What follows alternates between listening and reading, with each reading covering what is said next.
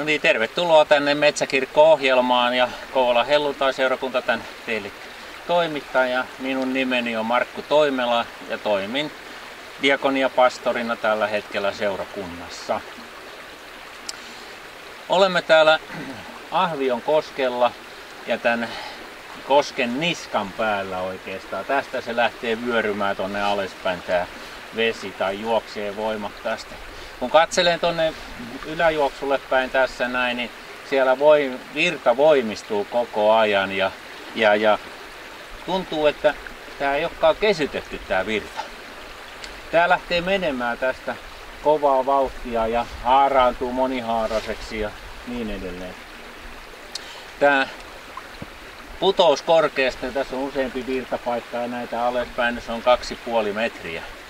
Ja Ahvion koski kuuluu Kymijokeen, Kymijoen rantamaisemissa. Ja nyt Kymijoki vesi on aika alhaalla ja tässäkin se näkyy näin. Ja nyt kun mä oon tullut tänne rantakiville seisomaan, niin mun täytyy olla pikkusen tarkkana, tää on aika liukasta. Liukkaillahan on tietysti aina jännempää kulkea ja niin edelleen. Mutta tässä on silleen kiva nähdä, että tuossa kallion päällä siinä olisi hieno retkeillä ja juo vaikka kupposet kahvia ja niin edelleen.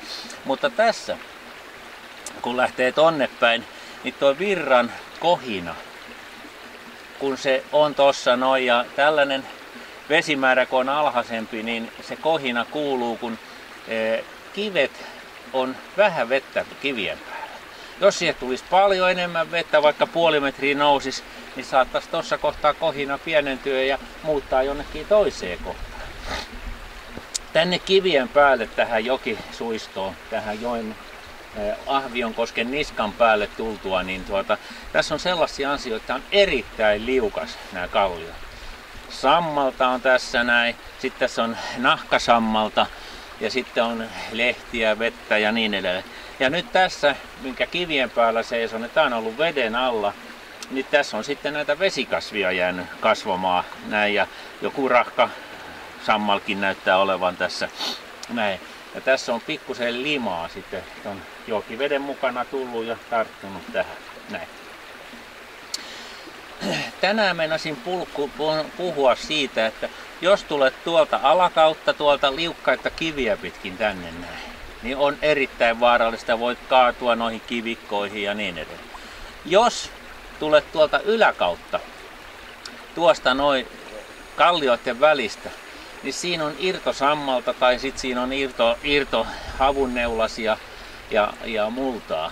Ja sitten se tiukkaa aika tiukaksi menee nuo kallion sola tohon noin. Vaarallinen tulla siitäkin. Ja tuolta jos minä tulen tänne näin, mistä minä nyt tällä kertaa tulin, niin siinäkin on kapeita ja liukkaita paikkoja. Ja tää on minusta ollut aina mukavaa, että luonto on niin erilainen. Näiden kallioiden päällä, jos kuljetaan tänään, tällaisen sateisena päivänä ja kaikkea, niin se on vaarallista ja liukasta. Ja sitten noita polkuja pitkin kun mennään, niin siellä juurien päällä saattaa olla lehtiä, kun on syksystä kysymys. Olemme loppusyksyä ja alkutalvea tässä täällä jokisuistossa. Ja halusin ottaa tällaisen päivän, kun luvattiin oikein paljon vesisadetta. Toki se ei ole vielä alkanut se vesisade, kun tihuttaa vaan jonkun verran ja semmoista. Aihe, mistä mä halusin tänään kertoa teille, kun mä oon esitellyt tämän paikan, niin se on polku. Tie, tässä on vesitie tai vesipolku, taikka niin edelleen. Tää Ahvion koski on tässä kohtaa, niin tätä ei ole valjastettu. Eli tää kulkee virtaa vapaana kulkemaan. Ja nyt mä haluan täältä psalmin tekijöistä ottaa teille seuraavan kohdan, joka on mua aiseesti siunannut. Niin. Daavidhan kertoo siitä pelastuksesta ja anteeksi antamuksen rukouksesta. Ja se kertoo tällaisen asian siellä. 25. psalmi ja sieltä otetaan 4. luku. Herra, neuvo minulle tiesi, opeta minulle polkusi. Johdata minua totuutesi tiellä ja opeta minua, sillä sinä olet minun pelastukseni, Jumala. Sinua minä odotan kaiket päivät. Tai tai kaiken päivän. Tällaisia raamatun kohtia löysin tällä kertaa täältä psalmeista. Ja rukous kuuluu, että opeta minulle tieni, opeta minulle polkuni. Ja nyt kun mä oon tullut aika vaarallisia polkuja pitkin tänne ja täytyy olla tosi tarkkana, mihin astut ja siinä, mitenkä astut mihin. Ja nyt kun mä ajattelen omaa elämääni, elämän polkujani, mä en ole läheskään aina muistanut sitä rukoilla, että opeta taivaan Isä, opeta Jumala minulle polkusi. En ole ottanut niistä ehkä isäni ja äitini neuvoistaakaan vaarin. Opeta tiesi. Varo sitä. Laituri on liukas, kivi on liukas, sammal on liukas. Tällaisia asioita isä ja äitihän kertoi mulle pienenäkin. Ja mä oon joutunut useasti omakohtaisesti kokemaan sen, että se on liukas. Kun tulin tänne näin ja kävin tätä paikkaa katsomassa, huomasin, että polku oli liukasta. Opeta minulle polkusi oli tämä psalmintekijän sana. Opeta minulle polku. Neuvo minulle tiesi. Tässä on vesitie, tuolla on polut lähellä. Jos lähtisin laskemaan tästä jokea pitkin vaikka kanootilla tai kumiveneellä, niin täytyisi tietää, mistä kohtaa näitä kiviköitä ja karikkoita kierretään. Tossa jos on oikein kova toppari, eli koski, joka syöksyy alaspäin, vesi syöksyy alaspäin ja siellä on joku este, kivi tai kallio edessä, se nostaa sellaisen topparin. Olisikohan siihen pikkusen vaarallista mennä? Vai mennäkö sen vierestä? Onko siellä karikkokiviä ja niin edelleen? Opeta minulle tiesi, neuvo minulle polkusi. Nyt kun mä haluan rukoilla taivaan Isää, anna minulle, siunaa minulla, varjele minua, opeta minulle sinun sanastasi jotakin, että mä elämän karikoihin ajautuisi. Ja jos Jumala sallii karikoita, niin miten mä alan selviämään niitä?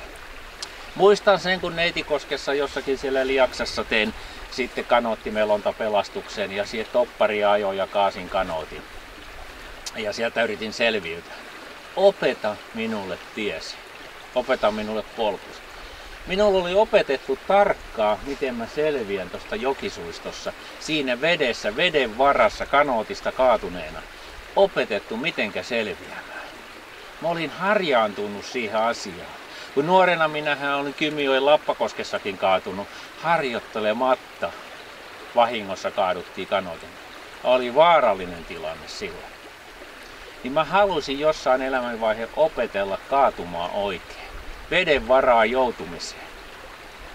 Samoin mä tajusin 17-vuotiaana, että elämän karikot voi olla sitä luokkaa, että miten niistä selviät.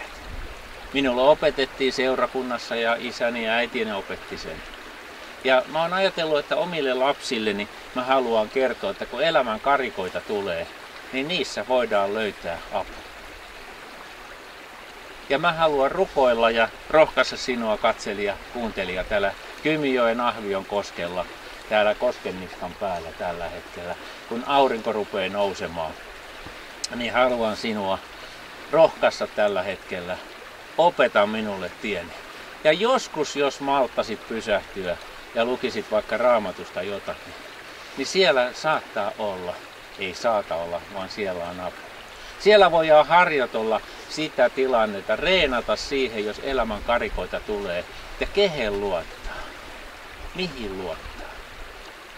Tähän minä uskon ja haluan sinua rohkaista ja haluan kiittää teitä, että tulitte tänne Ahvionkoskelle nousevaan auringonpaisteeseen ja tulevaan talveen valmistautuen.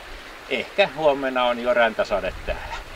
Siunausta teille kaikille ja hyvää Raamatun lukuhetkiä. Johdata minut, taivaan Isä, sinun tykösi. Jeesus, kiitos, että sinä autat meitä, johdatat meitä. Kiitos, että sinä rohkaiset. Ja ennen kaikkea, Herra, ohjaa sinä eräoppaita, jotka tuo tänne ihmisiä sinun tykösi. Ohdata niitä, että voit yhdessä seisoa jonkun rinnalla, joka tarvii rohkaisua, apua ja sinun varjelustasi. Herra, auta meitä auttamaan toisia. Johdata sinä meitä. Ehkä se sinun polkusi viekin lähimmäisen luokse. Kiitos Jeesus, että siunaat kaikkia katselijoita ja kuulijoita. Nimessäsi, aamen.